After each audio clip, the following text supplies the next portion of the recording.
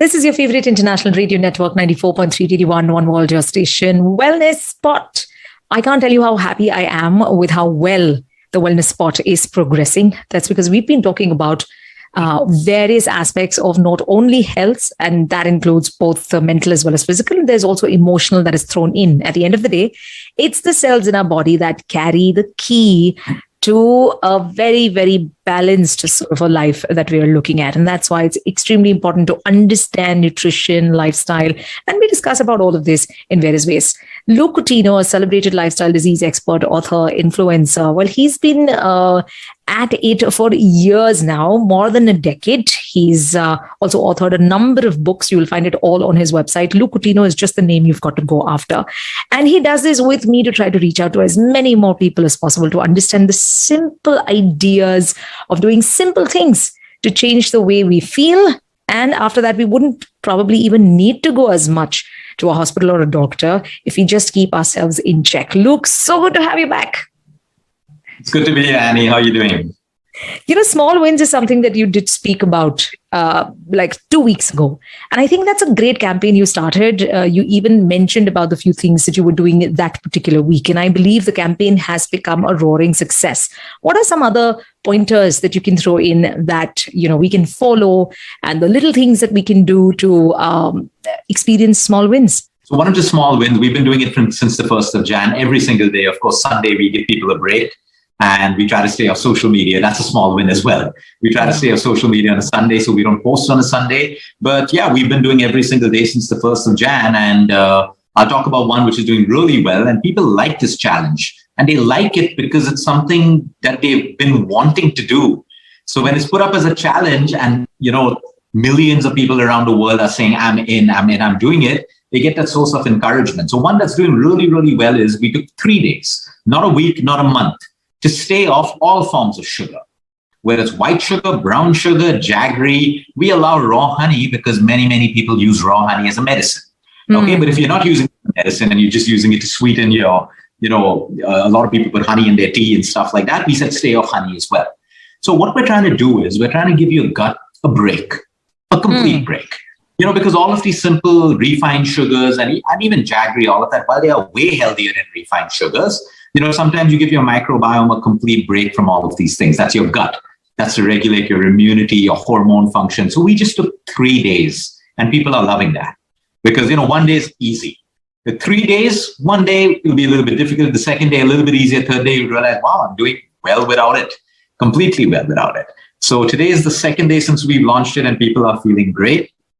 People are doing it. And of course, if they fail, you know, we just tell them, get back on track. Simple as that. You broke it today, add on another day tomorrow. So that's one small win, which is doing really, really well right now. And it's necessary for us to also challenge ourselves because, see, we have to build self-discipline, self-restraint by doing these little things. So now when people get through 3 days, they're going to feel a sense of accomplishment. That, wow, I could do it. And there are a lot of people who are already doing it. So this is obviously for the people who are, you know, struggling with it. And then they feel a sense of accomplishment that I can do this. And then they relate it with how they feel. I'm feeling lighter. I'm feeling less hungry. My cravings have gone down. And then they see value in it, self-realization. And that's when they start making these little powerful lifestyle changes. So cool. So while you said, Luke, that jaggery may be better than refined sugar, it still is causing some sort of, stress to your gut and overall immunity, therefore. So why is it that we are stressing on the fact that sugar has been one of the major killers in the past few decades? See, refined sugar, there are a lot of people. I know the other day I spoke to a lady who is 99 years old. Wow. And she has a teaspoon of sugar in her morning chai and her evening chai. And she's 99 years old. So we can't really say sugar is that bad. It's the overconsumption of sugar coupled with sedentary lifestyles, coupled with the hidden sugars that you're eating in so many foods that you think are healthy, like your salad dressing, your bags of chips. Who would ever think they put sugar in chips? But there is sugar in chips. In so many hidden forms.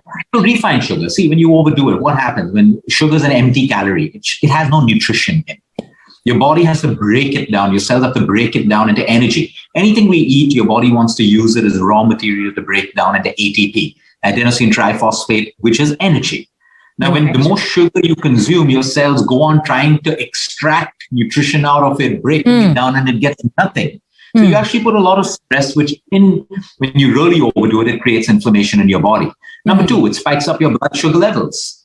And every time you do that, your blood sugar levels should go up and come down. But after a while, your cells in the body, they start getting resistant to insulin, which is designed to knock at the door, open the cell, push the sugar in, and your blood sugar levels come down, which is what type 2 diabetes is, insulin resistant. So you see, a lot of people are not diabetic, but they're insulin resistant. And they have a chance to take care of it before it becomes diabetes. So all these high glycemic index foods that spike up your blood sugar levels rapidly. Now that's why white sugar is a bad thing for you if you're doing it in excess. Because like I said, some of the healthiest and happy people I know and the fittest people, they have sugar. They'll have a dessert twice or thrice a week. They'll have a little bit of sugar. Sometimes I always tell people, even now, then move from refined sugar to jaggery in your tea. It tastes the same, and jaggery is healthier than white sugar. Now, a lot of people say jaggery and sugar are the same thing for a diabetic because it'll spike up your blood sugar levels. But it's got iron, it's got phosphorus, it's got trace minerals, and there is nutrition in it that can be extracted from your system. So yes, jaggery is way healthier. But for people who look at it with one lens, they compare it apple to apple, from a insulin spike level, from a GI spike level, yes, it's the same as sugar, but it is way healthier. So again, in moderation, but that's why sugar is dangerous. And a bigger problem with sugar. So it makes you hungrier. It makes you hungrier. So now when I eat sugar, let's say you and I have a donut that has sugar. Our blood sugar levels will spike right up. Absolutely fine. What's going to happen is our pancreas will produce insulin to bring down your blood sugar. Now they produce a lot of insulin. Now they bring your blood sugar levels right down. So now you have a crash. And now because your blood sugar levels are low, you start getting signals to eat more. So you see, blood sugar levels should go up gradually and come down gradually. But the moment we put more sugar and the spike is higher, your pancreas are going to produce more insulin. You see? So that's what happens. And that's why you get hungrier and hungrier. And you only feel happy for a while. After you've had the junk and the sugar stuff, you have a crash. And then you start emotionally eating more and more, even if you're not hungry. That's why sugar is dangerous. Which is what I also see with a lot of children these days. The more junk they eat, they have more cravings to eat, a lot more than they want to eat. And so parents, I think this is a big task they have at hand to actually ensure that the kids don't. I'll tell you why it's a huge task. It's a huge task because the parents are not really battling indiscipline in the child.